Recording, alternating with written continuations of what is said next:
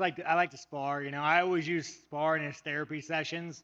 That's all fighting is. It's just one big therapy session for me. I don't even look at it like a job. You know, people think, oh yeah, what do you think about fighting? Like it's to me, it's mental health.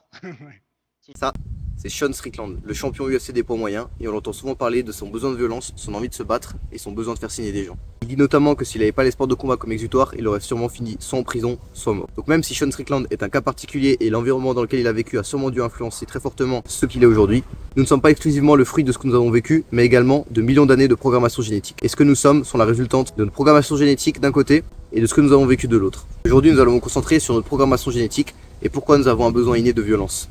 Les primates, y compris les humains, présentent un taux de violence létale bien plus élevé que la moyenne des mammifères. Des chercheurs, dans une étude dirigée par José Marigom, ont analysé les données de plus de 4 millions de décès parmi 1024 espèces de mammifères et ont constaté que près de 2% des décès humains sont dus à des violences interpersonnelles contre 0,3% pour le reste des mammifères. Le chiffre de 2% est similaire à celui observé chez les primates préhistoriques. Donc le taux de violence chez les primates et chez les humains est significativement supérieur à celui des autres espèces. C'est-à-dire que nous sommes fondamentalement plus violents. Mais si nous sommes plus violents, c'est qu'il y a une utilité. Comment et pourquoi les caractères agressifs sont des caractères qui ont été sélectionnés et qui ont favorisé la survie et la reproduction de notre espèce. Ces comportements ne sont pas intrinsèquement bons ou mauvais en soi, c'est juste qu'à un moment donné, dans le milieu dans lequel nous avons évolué, il a permis des meilleures chances de survie et de reproduction de l'espèce. L'agressivité permettait une répartition optimale des individus sur un territoire. Ça permettait de limiter la surpopulation et de limiter les conflits entre une communauté pour l'accès à des ressources comme l'eau et la nourriture. On peut voir la répartition des singes d'une même espèce sur un territoire par tribu. Donc chaque couleur, ça représente le territoire appartenant à une tribu. Les frontières sont respectées, les singes font des rondes pour éviter que des singes d'une autre tribu pénètrent dans leur territoire. Ces frontières sont mobiles, très souvent il y a des raids et des attaques pour gagner du territoire. Et ces territoires sont importants parce qu'ils correspondent à des ressources comme de la nourriture. La compétition entre mâles pour des territoires, pour des ressources, des partenaires de reproduction, permet de sélectionner des traits de caractère utiles à la survie, comme la force physique ou l'agilité. Et ça permet également d'assurer la défense de la progéniture. Les individus capables d'agressivité et de combativité, plus capables de défendre leur progéniture, qui permet la survie et par la même occasion cette transmission des gènes par cette même progéniture. No, never been in a fight. You? No, but that's a good thing. No, it is not. How much can you know about yourself? You've never been in a fight. En psychologie évolutionniste, on parle de mismatch.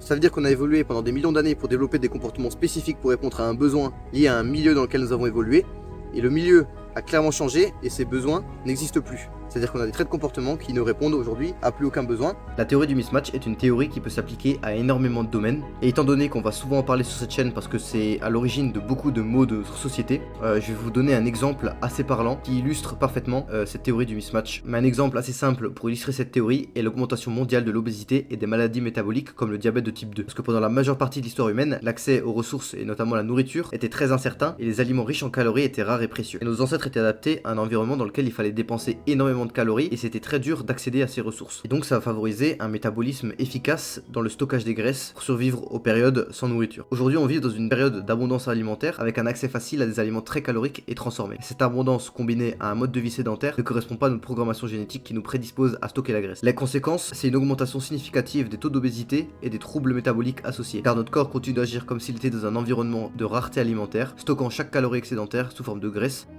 Nous avons été conçus pour évoluer dans un milieu naturel avec des dangers et de l'agressivité. Et pour répondre à ce besoin, nous avons nous-mêmes développé de l'agressivité, capacité d'agression et une capacité à se développer dans ce milieu-là. Or aujourd'hui, on a supprimé ce milieu et la société dans laquelle on vit aujourd'hui est pacifiée, propre et docile. Ce qui fait qu'on a en nous des comportements innés et des besoins qui ne peuvent pas être exprimés dans la société actuelle. Cependant, cette répression de l'expression de nos instincts peut avoir des conséquences néfastes, car on ne peut pas supprimer nos instincts, on ne les exprime pas d'une telle manière qu'ils finiront par s'exprimer d'une autre. Et c'est là que les sports de combat entrent en jeu. Les sports de combat agissent comme un exutoire pour exprimer et canaliser ses instincts agressifs dans un environnement contrôlé et réglementé. Les sports de combat sont un retour à la réalité via une activité primitive dans laquelle on se sent bien et qui nous reconnecte à ce qui fait nous des hommes. Dans une société en totale inadéquation avec notre nature, les sports de combat sont une immersion complète dans une activité qui nous reconnecte à l'environnement pour lequel nous avons été façonnés. Et ces reconnexions sont nécessaires car cette déconnexion entre notre mode de vie et notre nature est un traumatisme et est la conséquence de nombreux maux actuels comme le sentiment de frustration, d'anxiété, d'agressivité mal dirigée. À mon sens, les sports de combat se démarquent comme étant les plus bénéfiques, principalement parce qu'ils intègrent des éléments de violence, de compétitivité et de confrontation. Ces aspects répondent à un besoin fondamental de l'être humain. Cependant, il ne faut pas sous-estimer l'importance d'autres disciplines sportives. Elles offrent également une solution efficace à la sédentarité de nos modes de vie contemporains en promouvant une activité physique qui nous rapproche de la nature et nous reconnecte au mode de vie de nos ancêtres. Si t'écoutes encore la vidéo, merci beaucoup pour ton attention. C'est la première vidéo du genre sur la chaîne, c'est le début d'une longue série. Alors n'hésite pas à t'abonner et à laisser un like, ça m'aide beaucoup. Dans la description, tu pourras trouver le lien vers mon site internet. Je vends du matériel de MMA. Je suis pratiquant depuis assez longtemps. Là, on fait des séries de tests sur des échantillons. Et je fais tout simplement les équipements que j'aurais toujours voulu avoir dans mes séances d'entraînement de MMA. Donc ce sera de très haute qualité et à des prix très abordables.